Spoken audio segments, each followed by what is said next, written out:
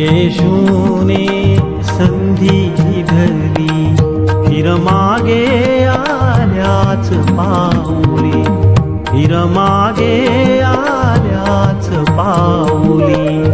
टाक पातके येशू जवळी, टाक पातके येशू जवळी, तोच खरा कैवारी. विचार कर अंतरी मानवा, विचार कर अंतरी मानवा, विचार कर अंतरी.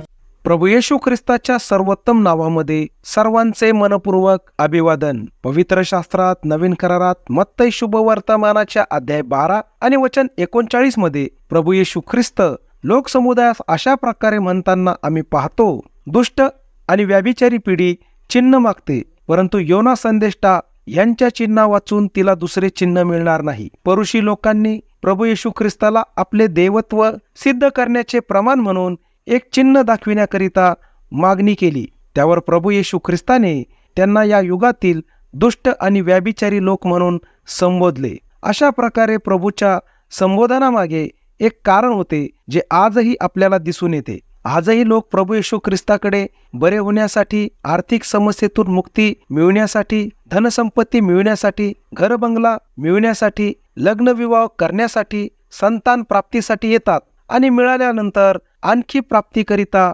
पुन्हा परत येतात. देव आणि प्रभू येशू ख्रिस्त त्यांच्यासाठी स्वस्त डॉक्टराप्रमाणे आहे, व्याज न घेणाऱ्या बँकेप्रमाणे आहे, स्वस्त विवाहाकरिता जोडपे शोधणार आहे, स्वस्त याचकरिता कारण त्याच्यासाठी कुठलाही खर्च करावा लागत नाही. परंतु देवाची इच्छा अशीच असेल का की त्याच्या पुत्राला म्हणजेच प्रभू येशू ख्रिस्ताला या जगात या कारणासाठीच देहधारण करून पाठवावे? कधीच नाही. तर देवाची इच्छा ही आहे की प्रत्येक मनुष्याचे पापापासून तारण व्हावे आणि म्हणून तारणाचे कार्य पूर्ण करण्याकरिता प्रभू येशू ख्रिस्ताने सर्व मानवजातीच्या पापाचे ओझे स्वतःवर उचलून घेऊन तो वधस्तंभावर बलिदान झाला, तो मरण पावला व मरणातून पुन्हा तिसऱ्या दिवशी गौरवाने जिवंत उठला आहे. यासाठीच की जो कोणी त्याच्यावर विश्वास ठेवतो त्यास तारण प्राप्त व्हावे.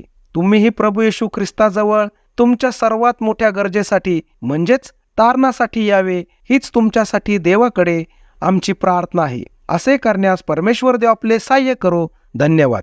विचार कर अंतरी मानवा, विचार कर अंतरी मानवा, विचार कर